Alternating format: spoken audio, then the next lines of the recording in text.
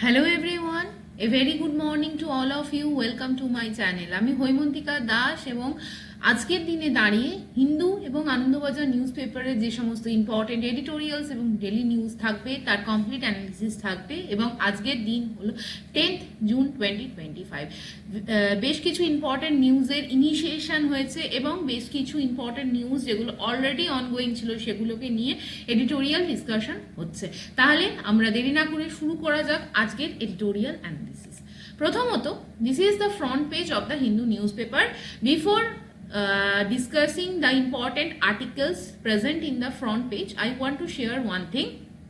This is the two image. দেখো 450th foundation day celebrate হচ্ছে Amritsar Sahib. Amritsar gold the famous religious place for the Sikh community. সেই জায়গায় দাঁড়িয়ে তোমাদের জন্য দুটো টাস্ক থাকবে। আমার কোয়েশ্চেন হচ্ছে, অমৃতসরের যে গোল্ডেন টেম্পল কোন শিখ গুরুর দ্বারা এটা স্ট্যাবলিশমেন্ট করা হয়েছিল বা কোন শিখ গুরুর তত্ত্বাবধানে এই অমৃতসর সাহেব বা গোল্ডেন টেম্পল তৈরি করা হয়েছিল। সেকেন্ড হচ্ছে, দেখো 350th martyrdom day of the Shri Tegh Bahadur ji, এটাও সেলিব্রেট করা হচ্ছে। তোমরা আমাকে কমেন্ট সেকশনে জানাবে গুরু তেগ বাহাদুর কততম শিখ গুরু ছিলেন এবং তিনি কিভাবে মারা গেলেন বা কোন মুঘল এম্পায়ার তাকে কিন্তু অ্যাসাসিনেট করেছিল। এই দুটো কোয়েশ্চেন্স কিন্তু তোমাদের জন্য থাকলো, যে ফার্স্ট গোল্ডেন টেম্পল কার আমলে স্ট্যাবলিশড হয়েছিল এবং গুরু তেগ বাহাদুর কততম শিখ গুরু ছিলেন এবং তাকে কে হত্যা করেছিলেন। নেক্সট, এরপর আমরা চলে আসব আমাদের ফ্রন্ট পেজ অফ দ্য হিন্দুতে।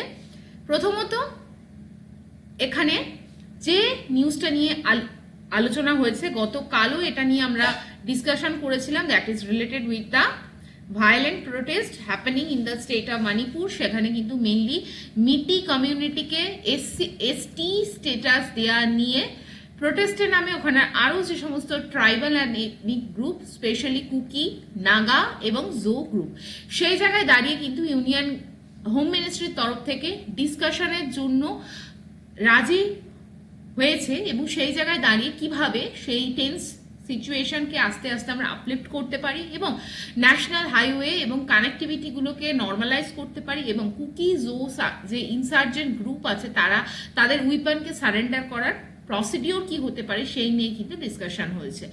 নাও অফিসিয়ালসরা কি জানিয়েছে, ওপেনিং হবে ন্যাশনাল হাইওয়ে, যেটার মাধ্যমে ফ্রি মুভমেন্ট অফ দ্য ভেহিকলসকে আমরা এনশিওর করতে পারবো ফ্রম দ্য মিটি areas and vice versa was emphasized upon, এবং সেখানে ন্যাশনাল হাইওয়ে 237 যেগুলো কানেক্ট করে ল্যান্ডলক ইম্ফল ভ্যালিকে another parts of the India, specially Nagaland এবং আসামের সাথে, সেগুলোর মাধ্যমে কিন্তু আমরা সাপ্লাই চেনকে নর্মালাইজ করার দিকে এবং কমিউনিটি সাপ্লাই সেগুলো যেন নর্মালাইজড হয় সেই দিকে কিন্তু গুরুত্ব আরোপ করা হয়েছে।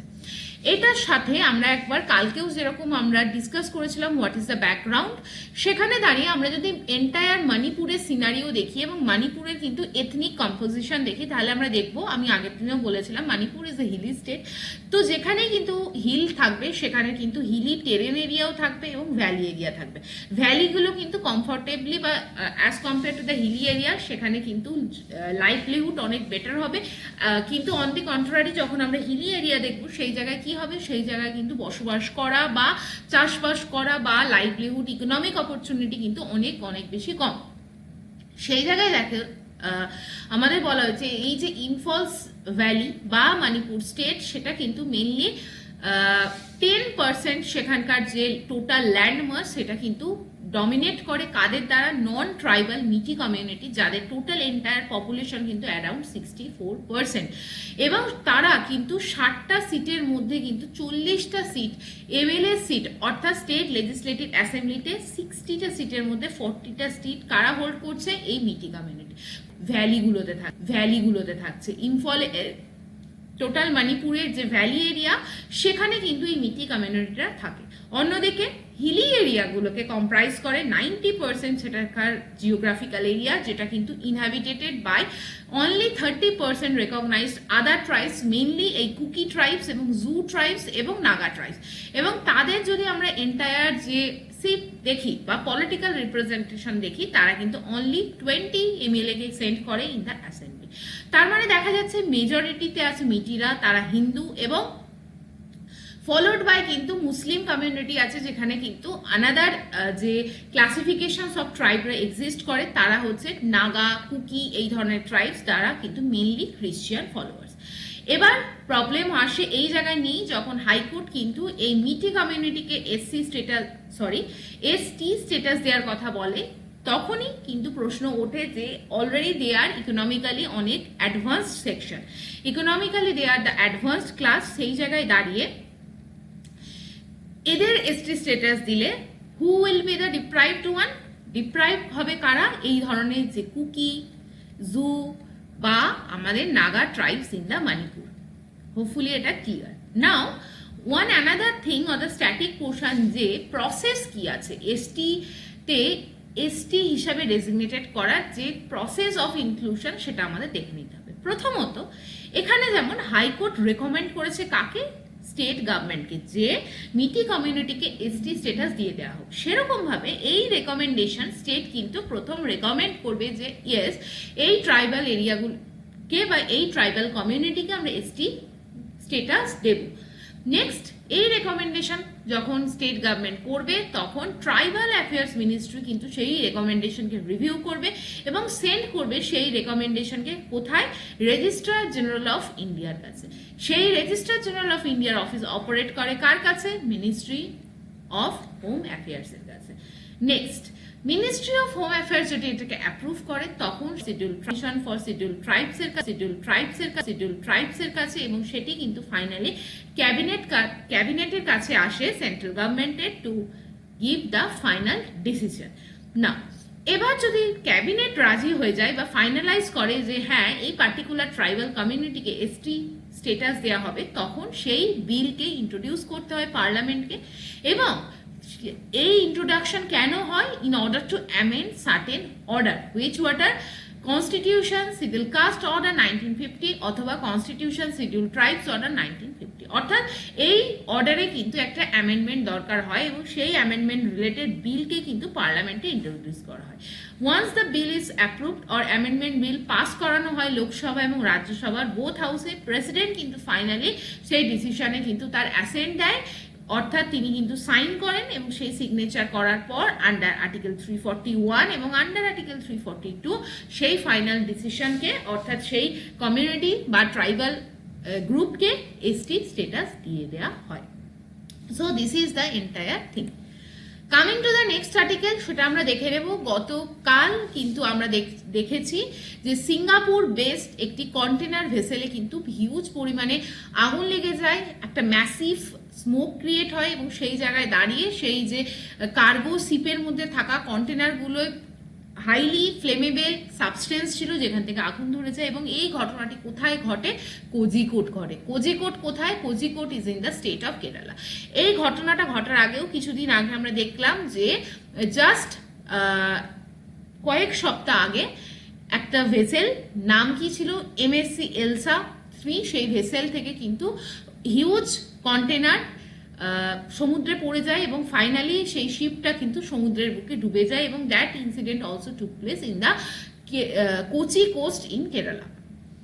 নেক্সট যে জায়গাটা বলা হয়, দেখো, নেভি, ইন্ডিয়ান নেভি এবং ইন্ডিয়ান কোস্ট গার্ডের তরফ থেকে জয়েন্ট রেস্কিউ অপারেশন চালু করা হয় এবং সেই রেস্কিউ অপারেশনে কিন্তু আমরা 18 মেম্বার্স, দ্য ক্রিউ মেম্বার্সদের বাঁচাতে পেরেছি। 4 আর অলরেডি মিসিং এবং সেই জায়গা থেকে দাঁড়িয়ে দিস ইজ দ্য ইনসিডেন্ট।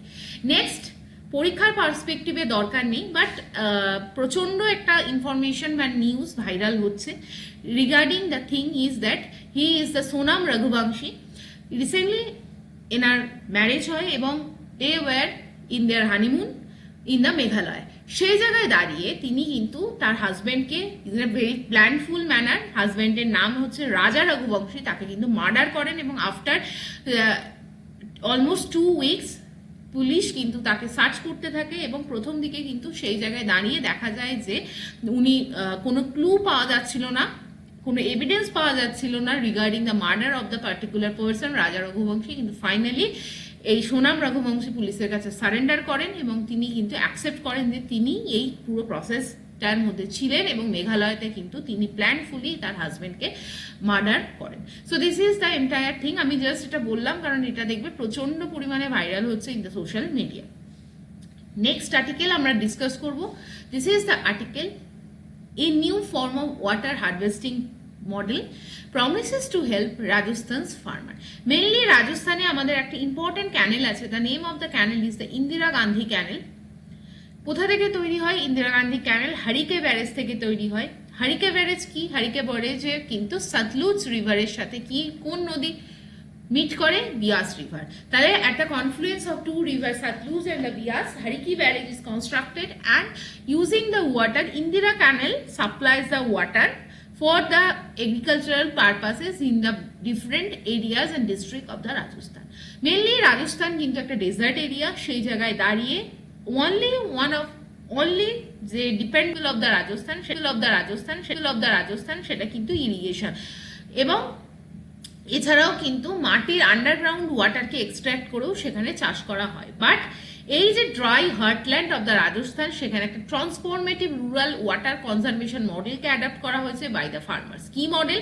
সেখানে কিন্তু দেখা যাচ্ছে যে 50টা সাইন্টিফিক্যালি ডিজাইনড এবং ক্লাইমেট রেজিলিয়েন্ট ফার্ম পন্ডস তৈরি করা হয় এবং সেইখানে কিন্তু সেই পন্ডসগুলো কিন্তু ক্লেম করা হচ্ছে প্রায় 10 crore litre seasonal monsoon run of conservation potential আছে।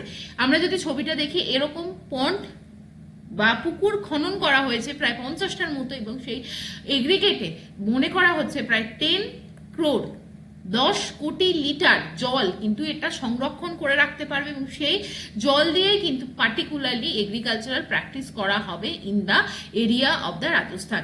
সেই জায়গায় বলা হয় যে 99.4% যদি এগ্রিকালচারাল কাল্টিভেবল ল্যান্ড আমরা দেখি জয়পুরে, সেটা কিন্তু ডিপেন্ড অন কি গ্রাউন্ড ওয়াটার এবং ইরিগেশনের মাধ্যমে সেখানে কিন্তু চাষ করা হয়। তার মানে এই ধরনের যে rain water harvesting, that is the indication of the sustainability livelihood practice of the present. সেই জায়গায় দাঁড়িয়ে স্পেশাল ফোকাস দেওয়া হয়েছে কিন্তু availability of water for the irrigation purposes. ঠিক, নেক্সট আমরা চলে আসবো দুটো ইম্পর্টেন্ট এডিটোরিয়াল অ্যানালিসিসে আজকের দিনে দাঁড়িয়ে। The first important editorial we are going to discuss in today's class is the empowerment of the women in the agriculture for the food security. So in the country like India, we are producing huge number of food বা food security কিন্তু আমরা achieve করেছি, but there is a problem in the distribution of the food security বা contribution যদি আমরা দেখি from the men and women. সেই জায়গায় দাঁড়িয়ে empowerment of the women is crucial to bring the agriculture more and more sustainable and to ensure the food security in a holistic manner. 2026, this is the year of 2026, যেখান থেকে দাঁড়িয়ে United Nation General Assembly কিন্তু declare করেছে এই ইয়ারটাকে as the International Year of the woman farmer এবং garner করার কথা বলা হয়েছে সাপোর্ট অফ ওভার 100 কো-স্পন্সর। এই রেজলিউশন কিন্তু সেলিব্রেট করে কি essential role of the women in the global agriculture while raising awareness of their challenges which include property rights and market access. এই এডিটোরিয়ালে কিন্তু মেনলি যে চ্যালেঞ্জেসগুলো আমরা ফেস করি specially by the women in the agricultural face, সেগুলোকে নিয়ে in details আলোচনা করা হবে এবং সেই জায়গায় দাঁড়িয়ে বলা হয়েছে একটা প্রজেক্ট চালু করা হয়েছে, একটা কোলাবোরেটিভ প্রজেক্ট, নাম কি এনাক্ট। এই যে প্রজেক্টটা নিয়ে এডিটোরিয়ালে ডিসকাশন করা হয়েছে, সেই প্রজেক্টের মেন উদ্দেশ্য কি বা এই প্রজেক্টে কি এম করে two empower small holder farmers, particularly women, and to access climate related information and make informed decisions to enhance their resilience. The project is financed by the government of Norway under its strategy to promote self-sufficiency in the food production, strengthen women's rights and their role in the food production. আমরা আমাদের কান্ট্রিতেও যদি দেখি তাহলে আমরা দেখবো বা entire যদি আমরা গ্লোবাল ফুড সাপ্লাই চেনকে দেখি, তার 50% অর্থাৎ half of the global food supply chain সেটা কিন্তু পসিবলি তৈরি হচ্ছে on the basis of the contribution of the women. ঠিক সেই জায়গায় দাঁড়িয়ে ডেভেলপিং কান্ট্রির যে প্রোডাকশন তার 60 থেকে 80% বা 39% of the agricultural labour in the south Asia সেটা যদি আমরা কনসিডার করি, সেইখানে কিন্তু উইমেনদের একটা ইম্পর্টেন্ট ভূমিকা আছে এবং vital role of the women in the agriculture sorry who face barriers and inequality. Next, আমরা যদি ইন্ডিয়ার পিকচার দেখি তাহলে আমরা দেখব percentage of the women who won agricultural land. আচ্ছা, আমরা জুম করে নিলে মোস্টলি তোমাদের সুবিধা হবে। দেখো, আমাদের ইন্ডিয়াতে আমরা যদি এন্টায়ার পার্সেন্টেজ অফ দ্য উইমেনকে দেখি তাহলে কিন্তু দেখব যে আমাদের কান্ট্রিতে কিন্তু অ্যাপ্রক্সিমেটলি 80% যারা ইকোনমিক্যালি অ্যাক্টিভ উইমেন আছে তারা এমপ্লয়েড হয়েছে এগ্রিকালচারে, বাট অনলি 14% কিন্তু ল্যান্ড ওনার্স আর উইমেন। অর্থাৎ উইমেনরা কিন্তু দেখা যাচ্ছে যে এগ্রিকালচারে প্র্যাকটিসে কাজ করছে, তারা কন্ট্রিবিউশন দিচ্ছে, but they are not the owner of the land. অর্থাৎ তাদের কাছে কিন্তু জমির রাইট নেই, বা তারা কিন্তু জমির মালিকানায় নেই। ন্যাশনাল ফ্যামিলি হেলথ সার্ভে যদি দেখা যায় তাহলে আমরা দেখবো আমাদের কান্ট্রিতে ফিমেল ল্যান্ড ওনারশিপ কিন্তু ভেরি পুয়ার মার্জিনে আছে, only 8.3%। Next, women farmers in India report that their lack of land ownership makes it difficult to obtain credit limits and limits their access to financial institution. অর্থাৎ যেহেতু তারা জমির মালিকানায় নেই, তারা কিন্তু নিজেদের মতো করে কি করতে পারছে না, ফাইন্যান্সিয়াল ইনস্টিটিউশন থেকে লোন বা ক্রেডিট নিতে পারছে না। এছাড়া তাদের কাছে কি আছে, regular access to information on the agricultural planning and advisory is essential for farmers, but women have more limited access to technology such as mobile phone. অর্থাৎ ইভেন উইমেনদের কাছে মোবাইল ফোনও নেই, তাহলে কিন্তু তারা ইনফরমেশনের অ্যাক্সেস তাদের কাছে পর্যন্ত এসে পৌঁছচ্ছে না। এবং সেই অবস্ট্রাকেলগুলো কি হিন্ডার করছে, ইনভেস্টমেন্ট, টেকনোলজিক্যাল অ্যাডপশন এবং ইমপ্রুভমেন্ট ইন দেয়ার লাইভলিহুড। অর্থাৎ উইমেনদের কিন্তু ওভারঅল হলিস্টিক যে ডেভেলপমেন্ট অ্যান্ড এগ্রিকালচারাল উইমেনদের যে লাইভলিহুডের ইমপ্রুভমেন্ট সেটাও কিন্তু স্ট্যাগনেন্ট হয়ে যাচ্ছে। এছাড়া micro finance, self help group তাদেরকে কিন্তু প্রোভাইড করছে সাম অ্যাক্সেস লাইক লোন, কিন্তু সেগুলো কিন্তু insufficient for the significant investment. অর্থাৎ তাদের কাছে লোন দেওয়ার খুব ছোট ছোট জায়গা আছে, যেরকম micro finance institute, self help group, কিন্তু সেগুলো সবসময় সাফিসিয়েন্ট না। গভর্নমেন্ট অফ ইন্ডিয়া কিন্তু সাপোর্ট করছে এই সমস্ত স্মল ফার্মার্সদের। কারা? যেরকম মহিলা ফার্মার্সদের। কিসের জন্য? তাদের স্কিল যাতে ইমপ্রুভমেন্ট হয় এবং তারা কিন্তু সাস্টেনেবল এগ্রিকালচার প্র্যাকটিস করে। মহিলা কিষাণ সশক্তিকরণ পরিযোজনা, এটা একটা particular scheme government of India, যেটা কিন্তু তাদের স্কিল এবং তাদের কাছে যাতে more and more resource available হয় সেটাকে এনশিওর করার একটা স্কিম। এবং সেই জায়গায় দাঁড়িয়ে আমাদের দেখা যাচ্ছে 50 থেকে 80% সাবসিডি দেওয়া হচ্ছে মেশিনারিতে এবং অ্যাডিশনালি 30% ন্যাশনাল ফুড সিকিউরিটি মিশনের বাজেট অ্যালোকেট করা হচ্ছে উইমেন ফার্মার্সদের, এবং সেটা কিন্তু অনেকগুলো স্টেট এবং ইউনিয়ন টেরিটরি জুড়ে চলছে। So this is the positive thing or positive sign বা পজিটিভ অ্যাকশন, যেটা কিন্তু আমাদের উইমেন লেড ফার্মার্সদের সশক্তিকরণের জন্য রয়েছে। এম্পাওয়ারমেন্ট ফর রেসিলিয়েন্স কি বলা হয়েছে, ক্লাইমেট চেঞ্জ ডিসপ্রপোর্শনেটলি এফেক্ট করছে কাদের, উইমেন ফার্মার্সদের, ইনক্রিজ করছে তাদের ডোমেস্টিক রেসপন্সিবিলিটি অ্যান্ড এলিভেট করছে their exposure to the agricultural risk. Now climate change, যত ক্লাইমেট চেঞ্জ হবে তত দেখছি আমরা হাউস হোল্ড যে লাইফ সেখানেও কিন্তু উইমেনদের কন্ট্রিবিউশন অনেক বেশি, তাদের সময় দিতে হচ্ছে in the domestic responsibility. For an example, যত ক্লাইমেট চেঞ্জ হবে ওয়াটার স্কারসিটি বাড়বে। তাহলে সাপোজ আমাদের পার ডে 4 লিটার জল লাগে, তাহলে এই 4 লিটার জল গ্যাদার করার রেসপন্সিবিলিটি কিন্তু পড়ছে একজন উইমেনের ওপর। দেখা যাচ্ছে যে প্রায় মাইলস অফ ওয়াক, মানে কয়েক মাইল হাঁটার পর তারা কিন্তু একটা জলের সোর্স পাচ্ছে। তার মানে কি, প্রচুর সময় তাদেরকে ডোমেস্টিক রেসপন্সিবিলিটির দিকে দিতে হচ্ছে এবং এগ্রিকালচারাল যে ভালনারেবিলিটি বা রিস্ক সেটারও কিন্তু যে ইজি টার্গেট হয়ে যাচ্ছে এই উইমেন ফার্মাররা। ঠিক নাও, by engaging with the women farmers, it is possible to develop replicable models of the climate adaptation model at the village এবং community level. লাস্ট যে জায়গাটায় বলা হচ্ছে যে information technology, providing actionable agricultural and climate advisories weekly via the phones এইগুলো কিন্তু বিভিন্ন practice কারা করছে এই এনাক্ট প্রজেক্ট অর্থাৎ যে প্রজেক্টটা নিয়ে প্রথমত এই কাজ করা হচ্ছিল বা এই এডিটোরিয়ালের ব্রিফিং করা হয়েছে। নেক্সট বলা হয়েছে যে ফার্ম বেসড লাইভলিহুড ডাইভার্সিফিকেশন আনতে হবে, টেকনিক্যাল এক্সপার্টাইজ প্রোভাইড করতে হবে, ইনফরমেশন ওয়েদার রিলেটেড আপডেট, নতুন ধরনের টেকনোলজি এবং সোশ্যাল বিহেভিয়ারাল চেঞ্জ ইন্টারভেনশন কিন্তু লার্জ স্কেলে শুরু করতে হবে so that we can empower our female agricultural labours বা ফার্মার্স। না নেক্সট এই যে পার্টিকুলার প্রজেক্ট নিয়ে আজকের এডিটোরিয়ালে ডিসকাস করা হচ্ছে সেই প্রজেক্ট কিন্তু কি করছে, it is leveraging মানে open up করছে partnership with the state and district administration, also include করছে Department of Agriculture, State Rural Livelihood Mission, Department of Meteorology এবং এনভায়রনমেন্ট, সো দ্যাট আমরা কিন্তু এই প্রত্যেকটা জায়গায় পার্টনারশিপ কিন্তু agriculture university institution climate resilient crop ভ্যারাইটির ওপর কাজ করা যায় বা আমাদের উইমেনদের আরও এম্পাওয়ার করা যায়। রুরাল ইকোসিস্টেম এবং dependent livelihood they are very vulnerable, সেই জায়গায় দাঁড়িয়ে তাদেরকে প্রপারলি মার্কেটের সাথে লিঙ্কেজ করা, ফ্লাড রেজিলিয়েন্ট বা flood resistant crop variety develop করা, ডাইভার্সিটি ব্রিং করা এবং ক্রপ ড্যামেজের জায়গায় সিকিউরিটি প্রোভাইড করে এবং লোকাল লেভেলে নিউট্রিশিয়াস কাল্টিভেশনের উপর জোর দেওয়া, এগুলো কিন্তু আমাদের করতে হবে so we can make our agricultural practice more and more sustainable. ঠিক, লাস্ট স্টেপস টু স্টেক, এখানে বলা হয়েছে পলিসি ডিজাইন ইমপ্লিমেন্টেশন সেটাকে কি করতে হবে, শুড টেক ইনটু অ্যাকাউন্ট, অর্থাৎ সেগুলোকে কনসিডার করতে হবে এবং ইউনিক নিডস যেগুলো আছে আমাদের উইমেন ফার্মার্সের সেগুলোকে অ্যাড্রেস করতে হবে।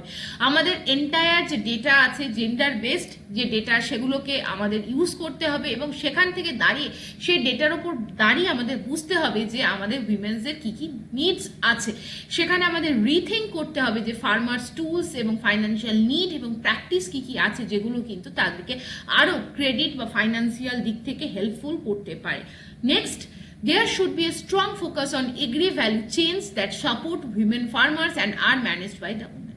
We have a historic opportunity to mark 2026 as the International Year of the Woman Farmer to promote resilient agricultural development, bringing gender equality by recognizing, supporting, enhancing the role of the women in ensuring food security, fostering economic prosperity and promoting the sustainability. ঠিক, তাহলে hopefully এই জায়গাটা তোমাদের clear হলো। Next আমরা একটা editorial নিয়ে discussion করব। দেখো ভীষণ ইম্পর্টেন্ট এডিটোরিয়াল, এই এডিটোরিয়ালটা তোমরা নিজেদের মতো করে পড়বে। ঠিক, ডিলিমিটেশন কি সেটা নিয়ে আমরা অলরেডি সেন্সাস রিলেটেড একটা ডিসকাশন করেছি, আজকের ক্লাসে এটাকে আমরা ডিসকাশন করবো না because I have another one important article to be discussed in the class that is related with the nickel extraction. আমাদের কান্ট্রিতে পার্টিকুলার একটা ভ্যালি আছে, বলো তো কি, সুকিন্দা ভ্যালি। কোথায় আছে বলো তো, উড়িষ্যাতে আছে। তো এই Sukinda valley is the largest reservoir of the nickel ore, যেখান থেকে আমাদের কান্ট্রিতে নিকেল এক্সট্রাকশন করা হয়। আমরা যদি পার্টিকুলারলি দেখি, দেখো দিস ইজ দ্য পার্টিকুলার একটা নিকেলের যে রিজার্ভার সেটা পিকচার দেওয়া হয়েছে এবং আমরা দেখবো যে how extracting and producing nickel can be made more sustainable. এই এডিটোরিয়ালটা পড়ার আগে তোমাদেরকে আমি একটা জায়গা দেখাচ্ছি। প্রথমত নিকেল অক্সাইড হিসাবে কিন্তু আমরা পাই।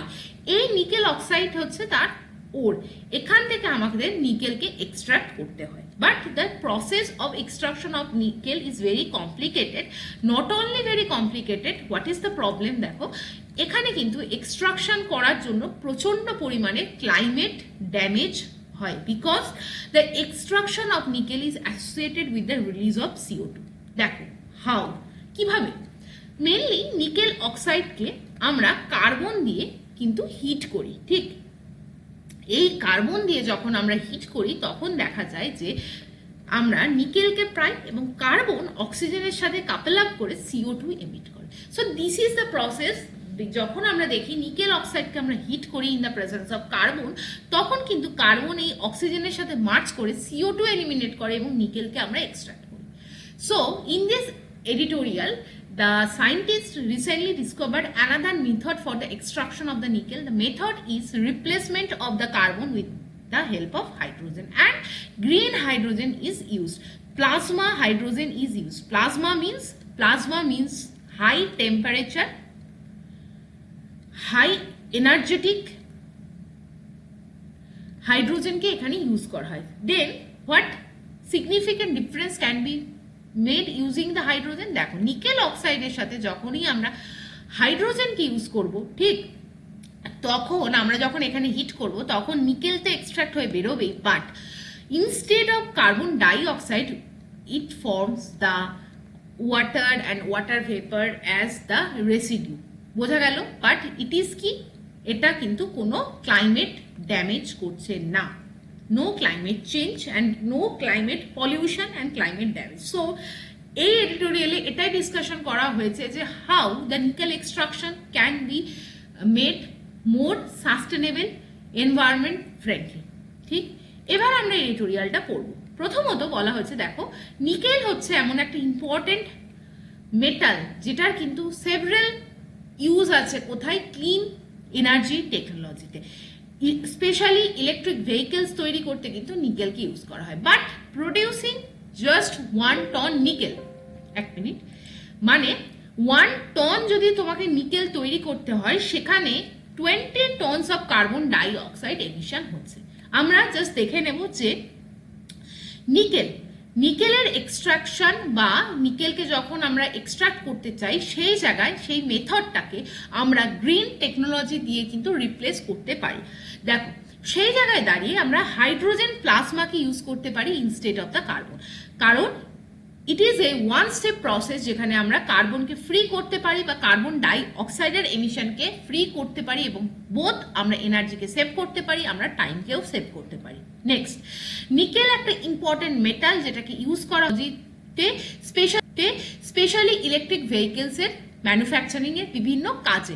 সেই জায়গায় দাঁড়িয়ে ইলেকট্রিক ভেহিকেলস এর যে এটা আমাদের কি, এটা একটা আমাদের cleaner alternative fossil fuels powered ভেহিকেলের তরফ থেকে, অর্থাৎ আমরা পেট্রোল ডিজেল চালিত গাড়ির পরিবর্তে ইলেকট্রিক ভেহিকেলস কিন্তু ইউজ করছি।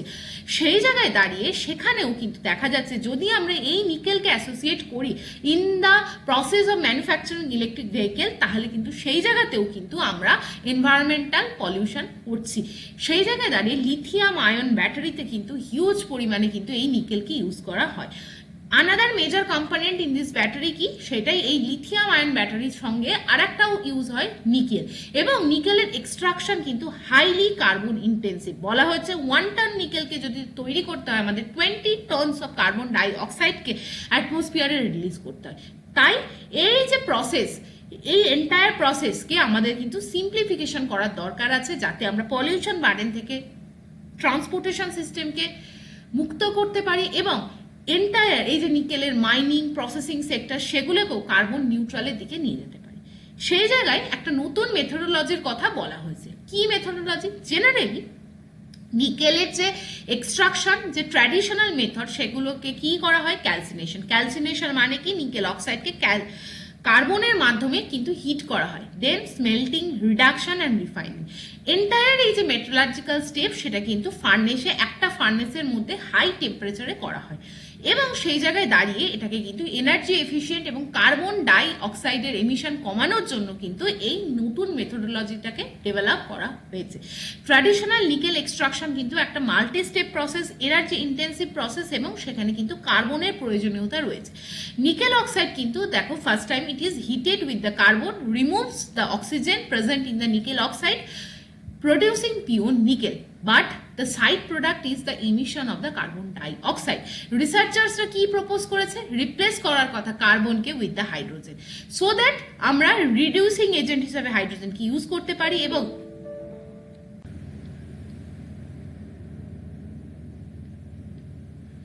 Sorry for the interruption. তো আমরা তাহলে হাইড্রোজেনকে রিডিউসিং এজেন্ট হিসাবে কিন্তু রিপ্লেস করছি কার সাথে? কার্বনের সাথে, যাতে কিন্তু আমাদের এই পুরো প্রসেসটা গ্রিন এনার্জির দিকে মুভ করে। তাহলে এই মেথডে কি বলা হয়েছে? দেখো, আমরা বলা হয়েছে we use hydrogen plasma. Plasma মানে কি? প্লাজমা মানে হচ্ছে হাই টেম্পারেচার স্টেট। সেখানে হাইড্রোজেন গ্যাসকে কিন্তু সাবজেক্ট করা হয় কি? হাই এনার্জি ইলেকট্রন পার্টিকলস দিয়ে, যাতে সেটা কনভার্ট হয়ে যায় কি? হাই এনার্জি আয়নসে এবং এন্টার করে প্লাজমা স্টেটে। প্লাজমা স্টেটের পর প্লাজমা স্টেট কি? 4th স্টেট অফ ম্যাটার, যেটা কি সলিড, লিকুইড এবং গ্যাস এই যে তিনটে স্টেট, এর পরের স্টেটটাকে বলা হয় প্লাজমা স্টেট। এই প্লাজমা স্টেটের যে হাইড্রোজেন সেটা কিন্তু র্যাপিডলি রিডিউস করে দেয় নিকেল অক্সাইডকে। ঠিক, তার মানে এটা একটা থার্মোডাইনামিক্যালি বা কেমিক্যালি একটা ফেভারেবল প্রসেস হলো। অ্যাজ ওয়েল নেক্সট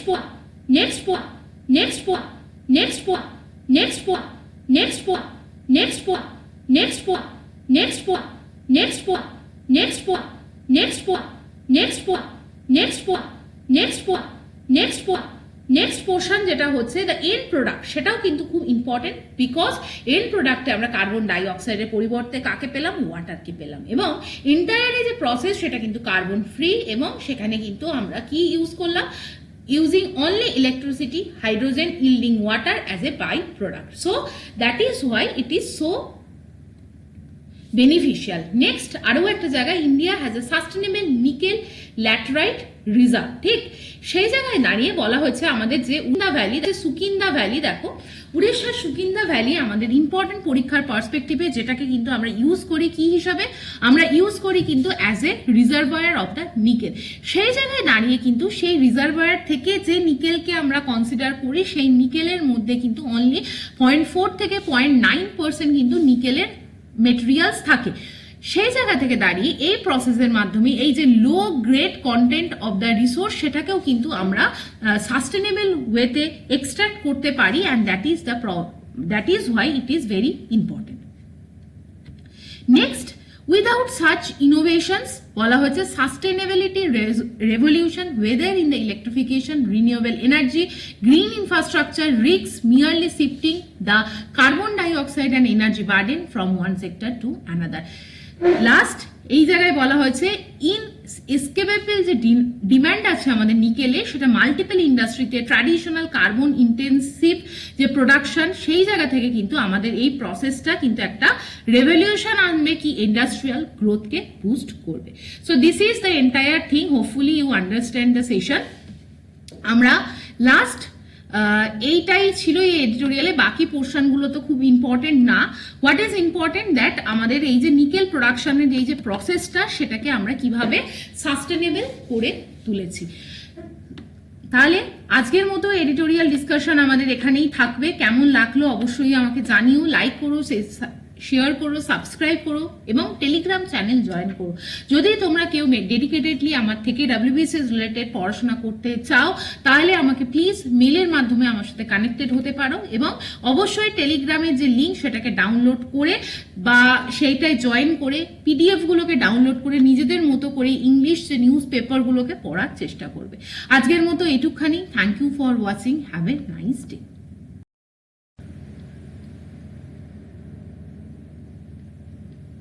হ্যাঁ, সরি ফর দ্য ইন্টারাপশন। তো আমরা তাহলে হাইড্রোজেনকে রিডিউসিং এজেন্ট হিসাবে কিন্তু রিপ্লেস করছি কার সাথে, কার্বনের সাথে, যাতে কিন্তু আমাদের এই পুরো প্রসেসটা গ্রিন এনার্জির দিকে মুভ করে। তাহলে এই মেথডে কি বলা হচ্ছে দেখো, আমরা বলা হচ্ছে we use hydrogen plasma. Plasma মানে কি, প্লাজমা মানে হচ্ছে হাই টেম্পারেচার স্টেট। সেখানে হাইড্রোজেন গ্যাসকে কিন্তু সাবজেক্ট করা হয় কি, হাই এনার্জি ইলেকট্রন পার্টিকলস দিয়ে, যাতে সেটা কনভার্ট হয়ে যায় কি হাই এনার্জি আয়নসে এবং এন্টার করে প্লাজমা স্টেটে। প্লাজমা স্টেটের পর প্লাজমা স্টেট কি, ফোর্থ স্টেট অফ ম্যাটার, যেটা কি সলিড, লিকুইড এবং গ্যাস। এই যে তিনটে স্টেট, এর পরের স্টেটটাকে বলা হয় প্লাজমা স্টেট। এই প্লাজমা স্টেটের যে হাইড্রোজেন সেটা কিন্তু র্যাপিডলি রিডিউস করে দেয় নিকেল অক্সাইডকে।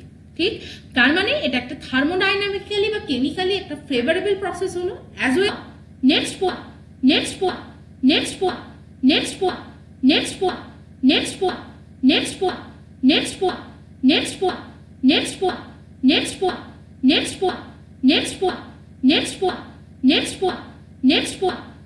পোর্শন যেটা হচ্ছে দ্য এন্ড প্রোডাক্ট, সেটাও কিন্তু খুব ইম্পর্টেন্ট, বিকজ এন্ড প্রোডাক্টে আমরা কার্বন ডাই অক্সাইডের পরিবর্তে কাকে পেলাম, ওয়াটারকে পেলাম, এবং এন্টায়ারলি যে প্রসেস সেটা কিন্তু কার্বন ফ্রি, এবং সেখানে কিন্তু আমরা কি ইউজ করলাম, using only electricity, hydrogen yielding water as a by-product. So that is why it is so beneficial. Next আরো একটা জায়গায় India has a sustainable nickel laterite reserve, ঠিক সেই জায়গায় দাঁড়িয়ে বলা হচ্ছে আমাদের যে উনা ভ্যালি, সুকিন্দা ভ্যালি, দেখো উড়িষ্যার সুকিন্দা ভ্যালি আমাদের ইম্পর্টেন্ট পরীক্ষার পার্সপেক্টিভে যেটাকে কিন্তু আমরা ইউজ করি কি হিসাবে, আমরা ইউজ করি কিন্তু as a reservoir of the nickel. সেই জায়গায় দাঁড়িয়ে কিন্তু সেই রিজার্ভয়ার থেকে যে নিকেলকে আমরা কনসিডার করি সেই নিকেলের মধ্যে কিন্তু অনলি 0.4 থেকে 0.9% কিন্তু নিকেলের মেটেরিয়ালস থাকে। সেই জায়গা থেকে দাঁড়িয়ে এই প্রসেসের মাধ্যমে এই যে low grade content of the resource সেটাকেও কিন্তু আমরা সাস্টেনেবল ওয়েতে এক্সট্রাক্ট করতে পারি, and that is why it is very important. Next, without such innovations বলা হয়েছে sustainability revolution weather in the electrification, renewable energy, green infrastructure risk merely shifting the carbon dioxide and energy burden from one sector to another. Last এই জায়গায় বলা হয়েছে in এসকেপেবল যে demand আছে আমাদের নিকেলে সেটা মাল্টিপল ইন্ডাস্ট্রিতে ট্র্যাডিশনাল কার্বন ইন্টেন্সিভ যে প্রোডাকশন সেই জায়গা থেকে কিন্তু আমাদের এই প্রসেসটা কিন্তু একটা রেভলিউশন আনবে কি ইন্ডাস্ট্রিয়াল গ্রোথকে বুস্ট করবে। So this is the entire thing, hopefully you understand the session. আমরা লাস্ট এইটাই ছিল এই এডিটোরিয়ালে, বাকি পোর্শনগুলো তো খুব ইম্পর্টেন্ট না। হোয়াট ইজ ইম্পর্টেন্ট দ্যাট আমাদের এই যে নিকেল প্রোডাকশনের এই যে প্রসেসটা সেটাকে আমরা কিভাবে সাস্টেনেবল করে তুলেছি। তাহলে আজকের মতো এডিটোরিয়াল ডিসকাশন আমাদের এখানেই থাকবে। কেমন লাগলো অবশ্যই আমাকে জানিও, লাইক করো, শেয়ার করো, সাবস্ক্রাইব করো এবং টেলিগ্রাম চ্যানেল জয়েন করো।